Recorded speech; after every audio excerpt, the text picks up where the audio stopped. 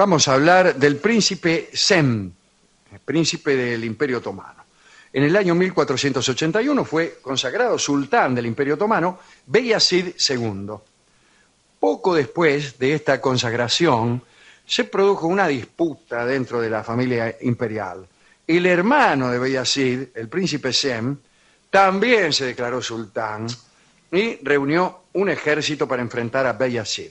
Sem en realidad pretendía que el imperio se dividiera entre los dos hermanos y que por lo tanto hubiera dos sultanes. Pero como Beyazid no quería esto, hubo guerra. Después de algunas batallas, Sem fue derrotado y huyó a Rodas, donde le dieron refugio los caballeros de San Juan, cristianos, ¿no? Desde luego.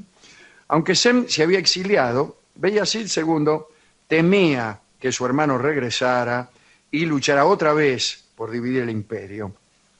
Por ese motivo, el sultán llegó a un acuerdo con el maestre de los caballeros de San Juan.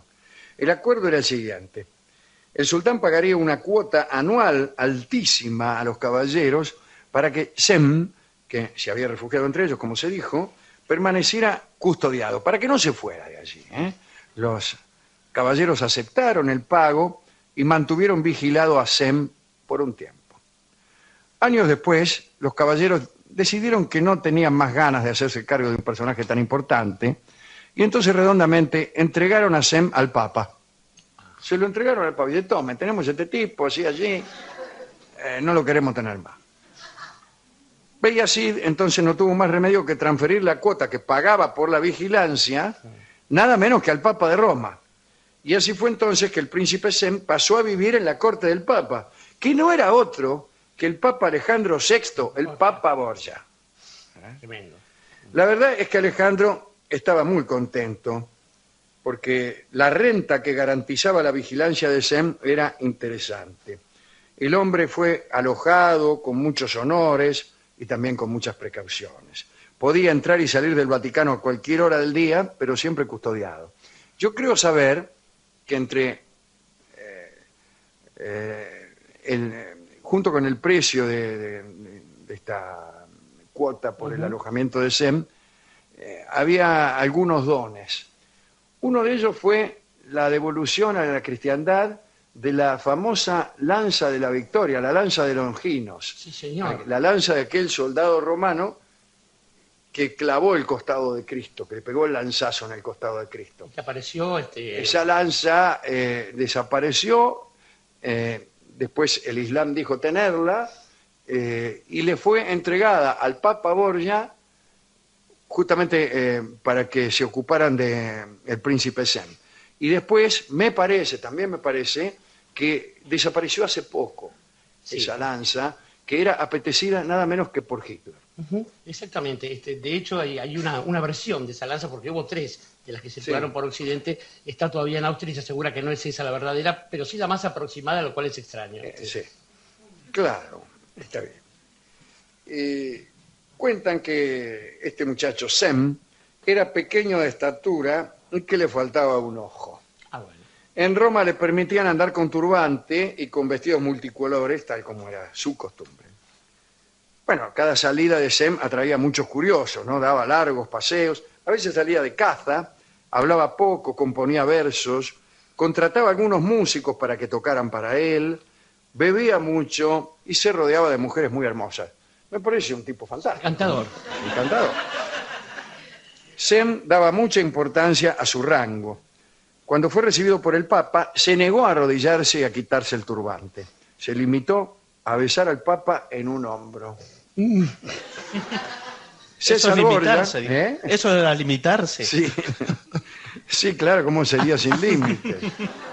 César Borgia, el hijo del Papa, estaba maravillado con este personaje y llegó incluso a estudiar su lengua. Me refiero al lenguaje. Sí, claro.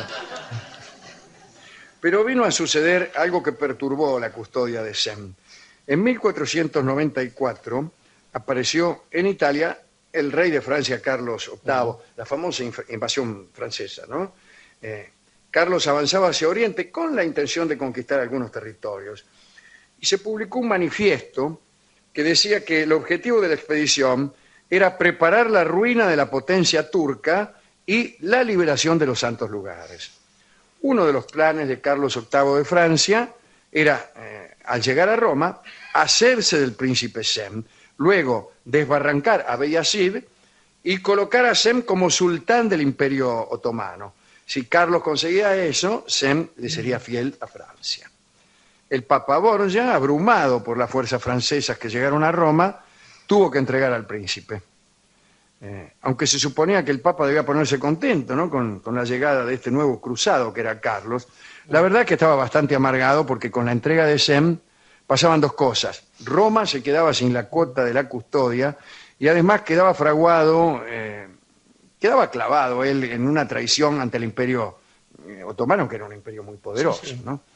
Entonces el Papa, muy preocupado, le escribió al sultán, a Beyazid II, y le contó lo que estaba sucediendo. Le digo, vea, sultán, acá llegaron los franceses, pasa esto y esto.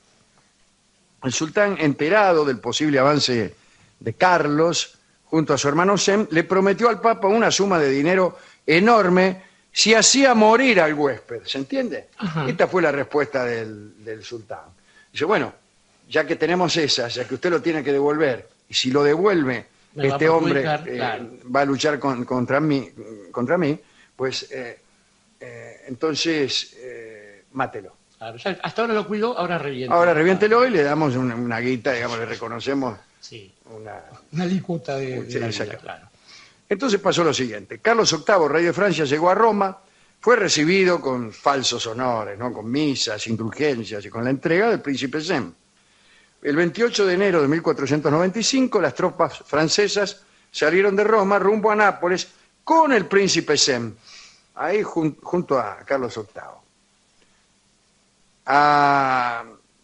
Resulta que al poco tiempo Sem apenas si podía mantenerse sobre el caballo. Padecía violentos dolores de marote. En los días siguientes las dolencias se agravaron y el hermano de Bayazid llegó a Nápoles moribundo. Tan moribundo que el 25 de febrero, a los 30 años de edad, murió. Y entonces empezó a hablar de veneno, lo que estando los Borgia en el asunto era casi parte de la dieta, inevitable, sí, ¿no? Algunos historiadores han dicho que el cuerpo de Sem presentaba señales inequívocas de muerte por veneno.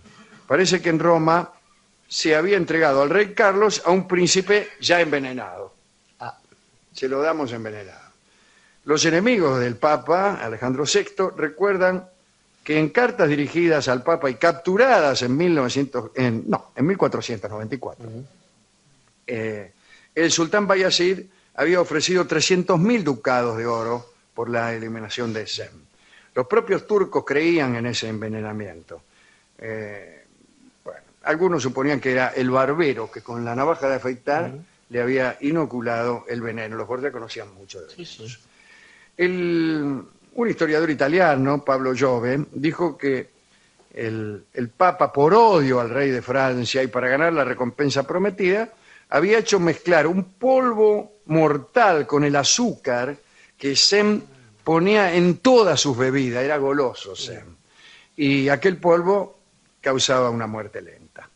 El caso es que el rey francés Carlos VIII guardó sus rencores y, aunque sospechaba la verdad, prefirió seguir en relaciones más o menos buenas con el Papa y dijo que Sem había muerto por unas fiebres y entonces la expedición francesa a Estambul quedó trunca. Igual hubiera quedado trunca, porque recuérdese que al entrar a Nápoles la tropa francesa quedó casi destruida por la sífilis. Se contagiaron todos los soldados, todos los soldados. De ahí que los franceses llaman a la sífilis el mal de Nápoles, el mismo mal que en Nápoles llama el mal francés. El mal francés. Carlos hizo embalsamar el cuerpo del príncipe y lo depositó en un lugar. Después, 4 años más tarde, lo llevó a Anatolia, en tierras que pertenecían al propio príncipe. Sí. Sem era dueño de algunos objetos muy extraños. Tenía, por ejemplo, una copa encantada que no se vaciaba nunca y un mono que jugaba al ajedrez. En distinto grado de maravilla. Beyazid II pidió que el cuerpo de su hermano y rival fuera enterrado en Bursa, en un sitio que no correspondía a la familia real. Cuando algunos hombres excavaban la tumba, se escuchó un trueno ¿Qué fue eso? Dijeron. A consecuencia del cual salieron todos rajando, imagínense, ¿no? Se creyó que era una amenaza divina, por lo que ninguna persona continuó con la excavación. Cuando Bayazid se enteró del inconveniente, ordenó que los restos de Sem fueran guardados con honores, por las dudas, en la mezquita de Murat junto a la familia. Y esa fue la historia del príncipe Sem, que tuvo su cuarto de hora en Roma, que fue envenenado por los Borgia, y que supo luchar contra su hermano, disputándole al menos la mitad del imperio.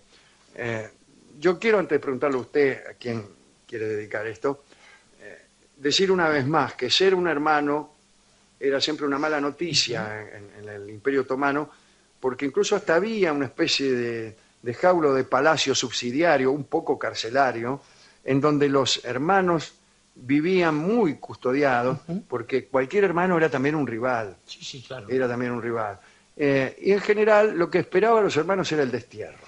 Casi todos los hermanos se la pasaban lejos de la patria, añorando justamente su infancia y su familia. Y en ese sentido, Alejandro, me parece que es bueno rescatar de esta historia algunos relatos que no siempre han acompañado los años que ocurrieron, los hechos que ocurrieron en aquellos años. Pienso, por ejemplo, en los buenos musulmanes mezclados con cristianos que vivían en Antioquia y que, como todos sabemos, se llamaba francos en el lejano y en el cercano oriente también, claro, a todos los que fueran occidentales. Sí, sí. Y se decía cruel como un franco, porque en Claro, Antioquia... el Imperio Franco se llamaba, Claro, de hecho, el Imperio de los Cruzados. Claro. Y de hecho se decía cruel como un franco porque cuando entraron a Antioquia, con los viejos hicieron caldos y con los jóvenes hicieron parrilladas, y esto no es un chiste, y hemos escuchado hablar de la barbarie de esta gente, ¿no?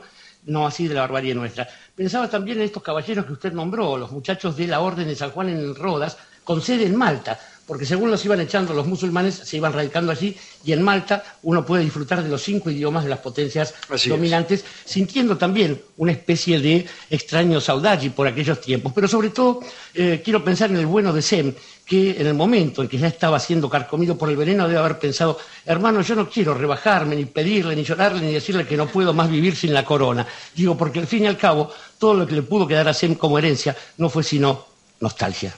Nostalgias se llama el tango que escucharemos ahora en la estupenda e insuperable versión de Charlo. Adelante.